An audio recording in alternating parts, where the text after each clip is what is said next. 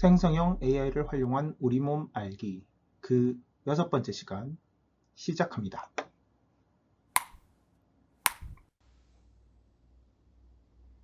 자, 챗GPT에게 물어봅니다. 현미경은 언제 발명되었나? 현미경은 17세기 초반 약 1590년부터 1610년 사이 네덜란드의 루벤스와 잉거와 독일의 한 해보에 의해서 독립적으로 발명되었습니다. 그들은 작은 물체를 확대하여 볼 수 있는 장치를 발명했고, 이것이 현대의 현미경 발명에 이어지는 발전의 출발점이 되었습니다. 네, 그렇네요. 네, 그렇다면 영어로 한번 물어볼 거예요. When was the microscope developed? 19th century between 똑같습니다. Dutch spectacle makers Hans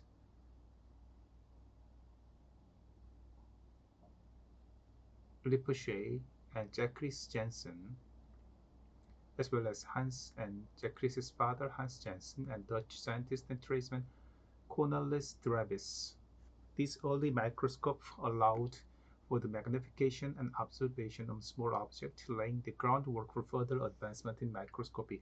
네, 일단은 사람의 이름 같은 데에서 상당히 조금 차이가 있다는 거, 혹은 오해를 불러일으킬 만한 소지가 있는 것들이 있어서 영어로 계속 질문하는 것이 좋겠습니다.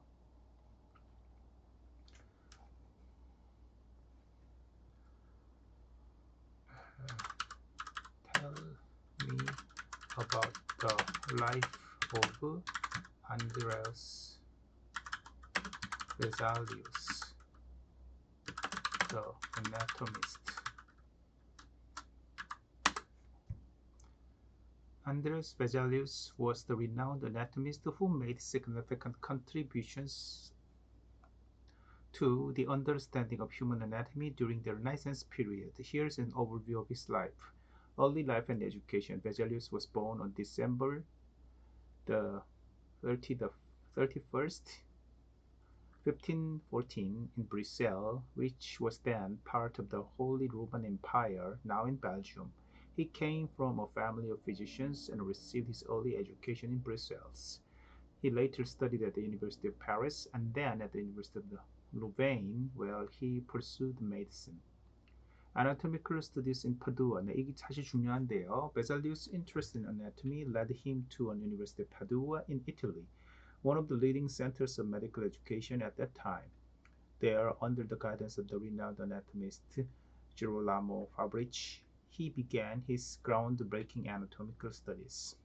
The Humanae Corporis Fabrica. 네, 이 정도는 아셔야 되는데, Vesalius' most famous work is his anatomical masterpiece, The Humanae Corporis Fabrica, on the fabric of the human body, published in 1543.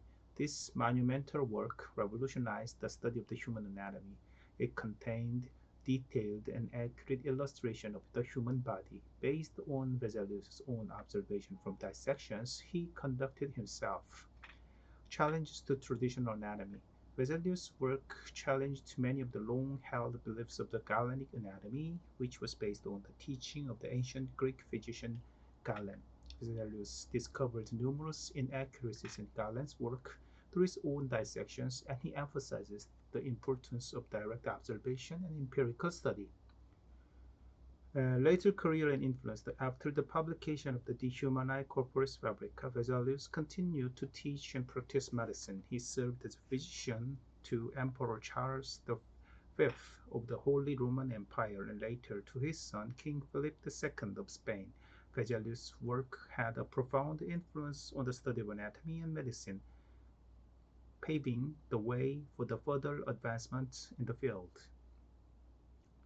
Death and legacy. Vesalius' life was cut short when he died at the relatively young age of 50 in 1564 while on pilgrimage to Holy Land.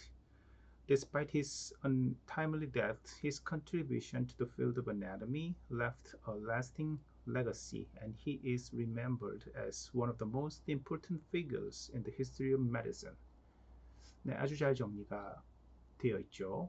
여기서 보시면 현미경의 발견 시대가 1590년에서부터 1610년 사이고 베잘리우스는 그 이전인 1564년에 돌아가셨습니다.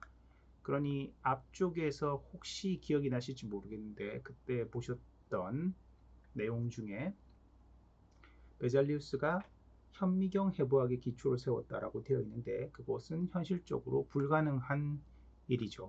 그리고 당시에 개발되었던 1590년 이후에 개발되었던 아마도 17세기 초반 정도 17세기가 접어들 무렵 개발되었던 현미경의 성능은 사실상 별로 좋지는 않았을 겁니다. 그래서 아마도 그런 얘기들은 좀 잘못된 것들이죠. 안타까운 점은 이런 생성형 AI가 제공하는 답변들이 어떤 면에서는 답변을 꼭 해야 된다라고 하는 강박관념 혹은 의무감에서 대답을 좀 지어내는 경우가 많기 때문에 어떤 면에서 보면은 학생들하고도 좀 비슷하죠. 잘못된 얘기들을 이렇게 남발하는 경우가 있기 때문에 좀 더 확인해야 될 필요가 있습니다. 베잘리우스 매우 중요한 분이라고 생각이 되고요. 자, 그러면 한 가지만 더 물어보도록 하죠. Please tell me more about the book De Humani Corporis Fabrica.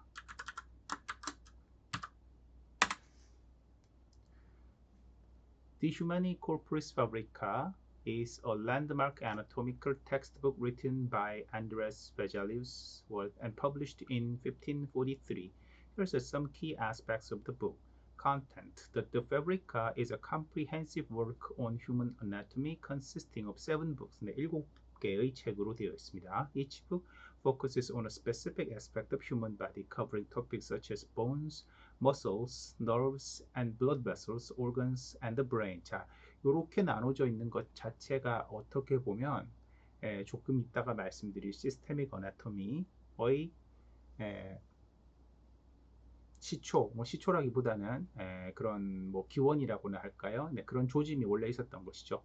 Illustration, 그림. One of the most remarkable features of the De Fabrica is its detailed and highly accurate illustration. Vesalius collaborated with talented artists, including Jan van Kalkar, to produce lifelike anatomical drawings. These illustrations depicted human anatomy with unprecedented, unprecedented, 이전에 잊지 못했었던 전인 미답에 이른 뜻이죠. Clarity and precision, setting a new standard for anatomical illustration. Dissection에 관해서 Vesalius emphasized the importance of direct observation through dissection. Unlike previous anatomical works that relied heavily on textual description, Vesalius based his observation on first-hand dissections of human cadavers.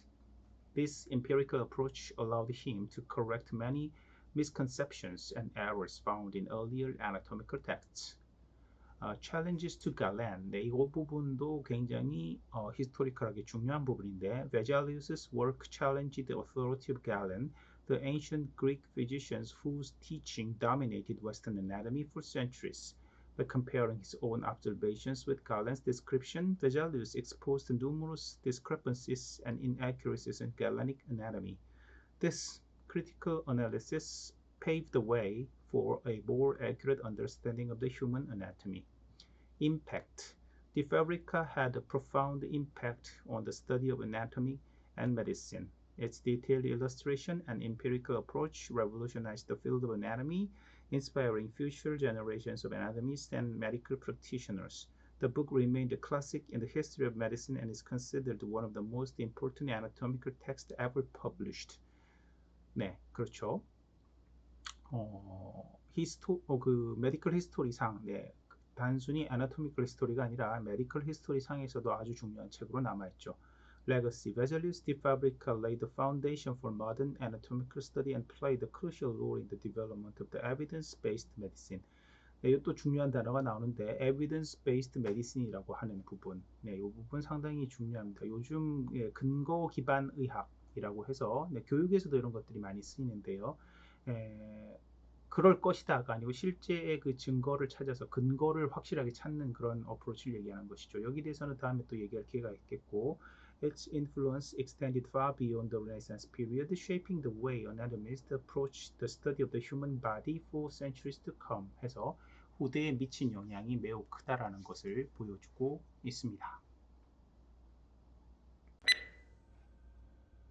자, 챗 GPT에게 물어보겠습니다. 해부학의 접근 방식에는 어떤 것이 있을까?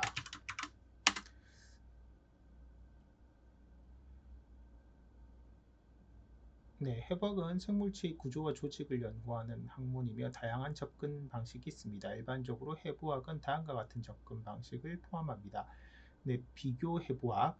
이 방법은 여러 종 간의 해부학적 구조를 비교하여 공통점과 차이점을 이해하려는 것입니다. 종 간의 구조적 변화와 진화적 관계를 파악하는 데 사용됩니다. 네, 맞습니다. 컴패러티브 어나토미라고 하는 분야이고요. 주로 이제 이런 연구들은 이런 연구들은 진화를 연구하시는 분들이 많이 하는 방식이죠. 과거에는 많이 연구가 되었습니다만 최근에는 뭐 조금 그 연구가 지지부진한 부분이 있습니다. 발달 해부학이라고 하는 것은 생물체가 성장하고 발달하는 과정에서 기관 및 조직의 형성과 변화를 연구합니다. 태아 및 유아에서 성체로의 발달 과정을 연구하여 생물학적 및 진화적 맥락에서 이해하는 데 중요한 역할을 합니다. 네, 임브리올로지, 네, 발생학이고요. 이런 부분들 은 굉장히 중요해요. 특히 이제 우리가 발생할 때 나타나는 여러 가지 그 모습들, 피처들은 실제로는 저희의 뭐 여러 가지 그 고치기 힘든 질환들을 고칠 수 있는 그런 클루들을 제공하는 경우가 많죠. 그리고 발달하고 있을 때, 발생하고 있을 때에 나타났었던 여러 가지 몰레쿨들이라든가 신호 전달 체계라든가 하던 것들이 굉장한 의미를 갖고 있는 경우들이 많고, 거기서 우리 생명의 신비를 풀 수 있는 수수께끼들을 풀 수 있는 경우들이 꽤나 많아서 네, 많이 하는 방법 중에 하나입니다. 기능해부학, 네, 이 방법은 구조의 형태와 기능 사이의 관계를 연구합니다. 특정 조직이나 기관이 어떤 기능을 수행하는 데 어떻게 도움이 되는지 이해하는 데 중점을 둡니다. 실제로 여러분들한테 지난 시간에 현대 해부학의 정의를 각자의 생각을 한번 써보라고 했는데요. 그 강의를 뭐 빨리 이렇게 2배속 혹은 뭐 10배속 이렇게 보시니까 잘 못 보셨을 수 있는데, 강의 맨 마지막에 있는 마지막 장에 제가 이런 얘기를 써놓은 것들이 있죠. 되게 우리 인체가 가지고 있는 그 해부학이라고 하는 것들을 이렇게 큰 유관 해부학적인 측면뿐만 아니라 분자적인 접근까지, 분자 생물학적인 접근까지 했을 때 그런 분자의 모양, 혹은 좀 더 이제 커진 거에서 어떤 세포 내 기관들, 올가넬들의 모양이라든가 세포의 모양이라든가 혹은 세포가 모여있는 장기의 모양, 혹은 그 이상의 이제 올간의 모양이라든가 그 이상의 우리 신체의 모양 같은 것들이 그 모양이기 때문에 어떠한 기능을 제대로 수행할 수 있는 경우가 많죠. 그래서 해부학을 이해하시는 데 있어서 중점을 두시는 것, 그리고 현대 해부학이 생각하는 것들 중에 하나는 왜 그런 모양이 되었는가, 그런 모양이었기 때문에 이런 기능을 할 수 있는 것이다 라는 쪽에 포커스를 맞춰서 이해를 하시면 좋지 않을까 하는 생각을 하고, 이건 제 개인적인 생각입니다. 그 다음 비인간 해부학은 동물의 해부학인데요. 네, 이 부분은 조금 아쉬운 설명이고요. 임상해부학. 네, 임상해부학은 의학에서 중요한 역할을 하는 것으로서 실제 이제 그 임상 환자를 볼 때 나타나는 그런 해부학적인 부분인데, 뭔가 이것들은 대부분은 어떤 질병이라든가 질환 상태 혹은 외상 상태 이런 거랑 연결이 되어 있죠. 설명이 조금 아쉬운 부분이 있는데요. 영어로 역시 다시 한번 물어보겠습니다. what kinds of approach are there in anatomy? 비슷한 대답을 할 것 같긴 한데 comparative anatomy, developmental anatomy, functional anatomy, non-human anatomy, clinical anatomy 기본적으로는 같은 대답을 하고 있습니다.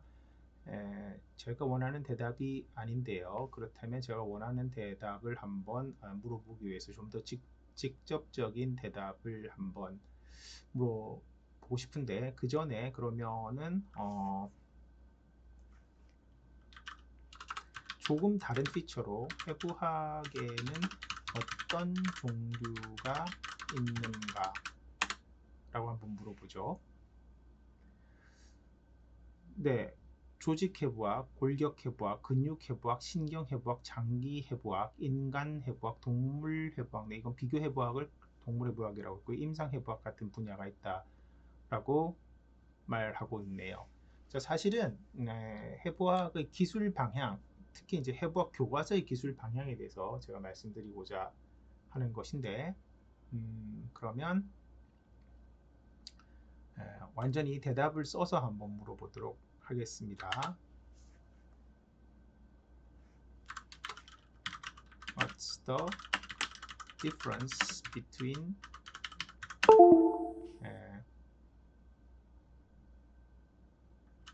regional anatomy and systemic anatomy 이라고 이렇게 한번 물어보죠. 자, 한번 읽어보겠습니다. Regional anatomy and systemic anatomy are two different approaches to studying the structure of the human body 라고 되어 있죠. 먼저 regional anatomy의 경우에는 involves the study of the specific region or areas of the body as separate units 해서 specific region or area, 특정한 부위, 몸에 있는 특정한 부위를 따로따로 놓고 기술하는 방식입니다. It focuses on understanding the anatomical structures and the relationships within a particular region of the body, such as the head and neck. 네, head and neck에 대해서 말씀드린다면 사실은 이 강좌도 헤드 앤 넥에 주로 집중이 되려고 합니다. 왜냐하면 해부학이라고 하는 분야가 굉장히 넓거든요. 네, 토렉스라고 하면은 가슴을 얘기하고, 앱도먼, 배를 얘기하고, 펠비스, 골반, 그리고 extremities라고 하면 limb, L-I-M-B 하고 똑같은 뜻이죠. 사지를 얘기하게 됩니다. 물론 extreme한 것을 뜻하는 명사이기도 하죠.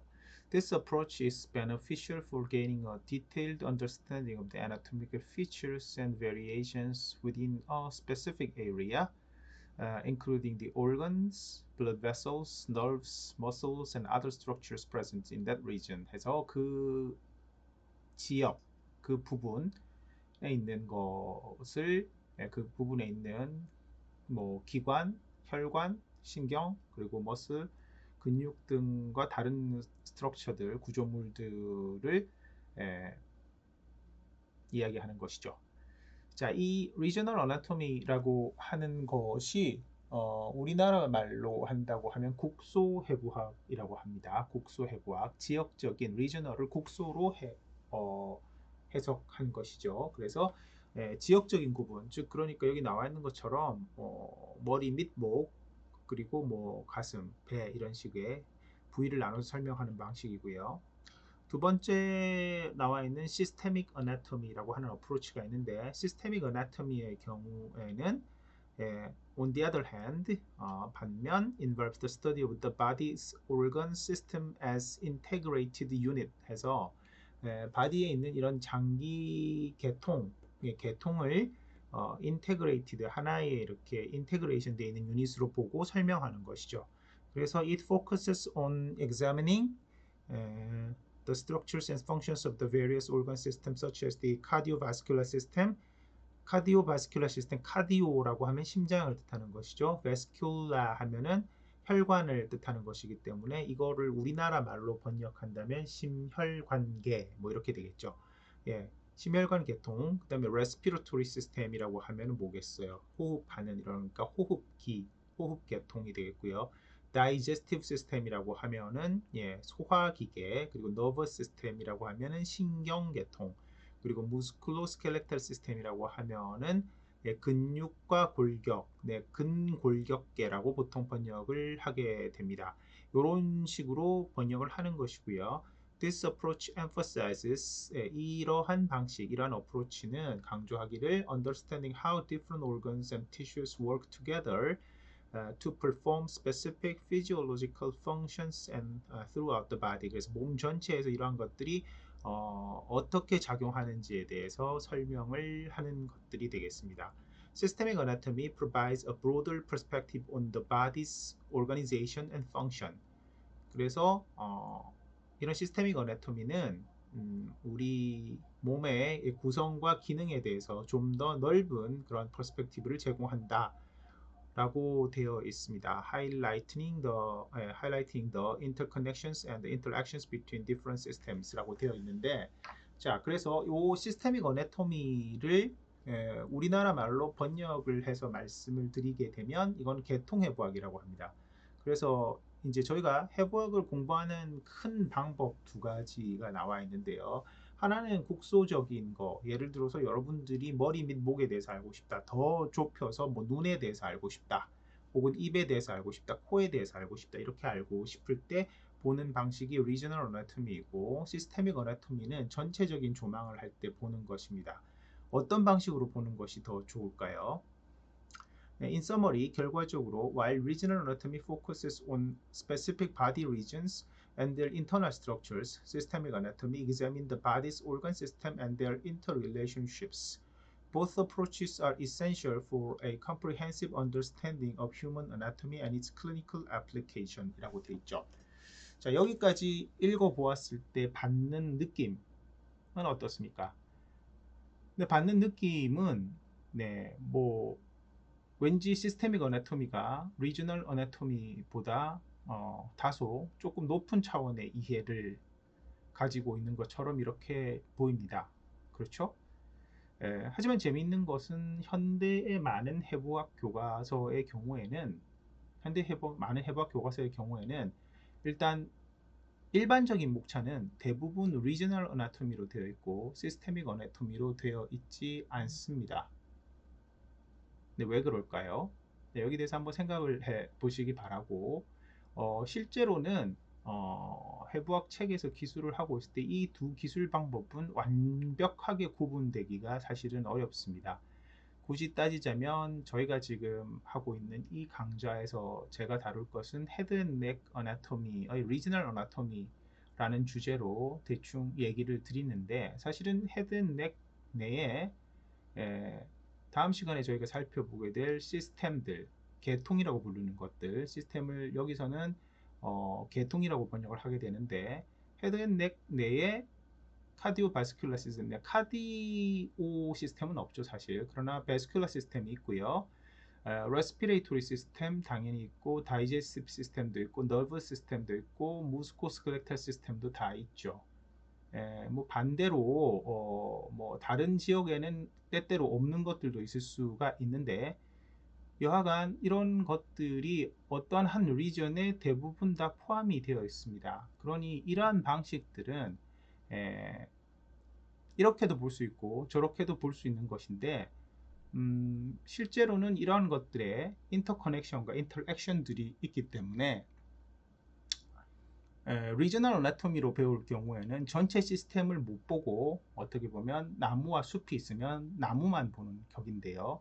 반대로 시스테믹 어나토미는 숲을 보는 것이지만 숲을 볼 때 나무를 모르면서 숲을 보게 되는 경우가 상당히 많죠. 그리고 안타까운 것, 혹은 좀 아쉬운 점은 시스템이라는 것이 하나가 아니기 때문에, 시스템 나와 있는 것들 다음 시간에 시스템에 대해서 말씀을 드릴 텐데, 이런 여러한 시스템들이 서로 복합적으로 또 그리고 서로 관계가 되어 있으면서 배우셔야 되기 때문에, 해부학을 공부할 때 가장 힘든 점 중에 하나는 어떤 부분을 시작할 때 그 부분에 대해서 기초적인 공부가 없이 시작해야 된다는 것이 가장 큰 어려움 중에 하나라고 할 수 있습니다. 그러니 여러분들이 뭔가 이렇게 이 강의를 들을 때도 뜬금없이 갑자기 튀어나오는 그런 얘기들을 무슨 말인지 모르겠다. 나는 앞에서 선수학습이 없어서 잘 모르겠는데 라고 생각하는데, 실제로는 전공을 하고 있는 사람들도 처음에 들어갈 때는 전혀 모르는 데서 들어가는 겁니다. 예, 다른 표현으로 저는 이게 무슨 뭐 물레방아 같다, 뭐 그런 식의 표현을 쓰는데요. 혹은 수건 던지기 같은 그런 게임에서 중간에 갑자기 들어가는 거죠. 중간에 갑자기 들어가서 처음 나오는 것을 먼저 배우고, 처음 나오는 것을 배우고 그 다음 나오는 것을 볼 때쯤 돼서 처음 나오는 게 왜 나왔는지 이해가 되는 그런 상황입니다. 실제로 그래서 저희가 보통은 가르칠 때 너버스 시스템이라고 하는 신경계통은 좀 뒤에 가르치게 되는데, 뭐 특별한 이유가 있어서가 아니라 신경계통 자체를 이해하는 것이 조금 어렵기 때문에 앞에 있는 것들을 조금 많이 배워야 돼서 가르치게 되는 거고요. 되게 뭐 이렇게 전신해부학 해서 사람 해부학을 가르칠 때 골격 쪽을 먼저 가르치는데 그것이 제일 간단하기 때문에 그런 부분도 있습니다. 하지만 골격 스켈레톤을 배우게 되면 거기에 부착되는 근육이라든가 이런 이름들이 갑툭튀 갑자기 나오죠. 갑자기 나오면 이건 뭐야 이렇게 하시는데, 네, 이건 뭐야가 아니라 그때 그걸 다 뭐 일일이 암기하실 필요는 없죠. 물론 여러분들은 해부학을 좀 더 친근하게 접근하기 위해서 한 교양 강좌에 들어와 있으시니까 그런 것들을 다 외우실 필요는 없습니다. 다만 해부학을 공부하실 때 그러한 면이 있다. 즉 돌고 도는 이야기여서 어디선가 이렇게 뭔가를 하나 묻혀서 올라가는 것이 다음번에 점점 이제 잘 배울 수가 있기 때문에 이렇게 도너스에 설탕을 묻히듯이 혹은 눈사람을 굴릴 때 눈을 이렇게 조금씩 조금씩 묻혀가면서 커지는 것처럼 그런 식으로 이해를 하시는 것이 좋다는 말씀을 드리고 싶네요. 네, 다음 시간에는 아마도 여기에 나와 있는 시스템들에 대해서 좀 더 이야기를 나눠볼 시간을 가지도록 하겠습니다. 자, 그러면 여러분 다음 시간에 만나도록 해요. 감사합니다.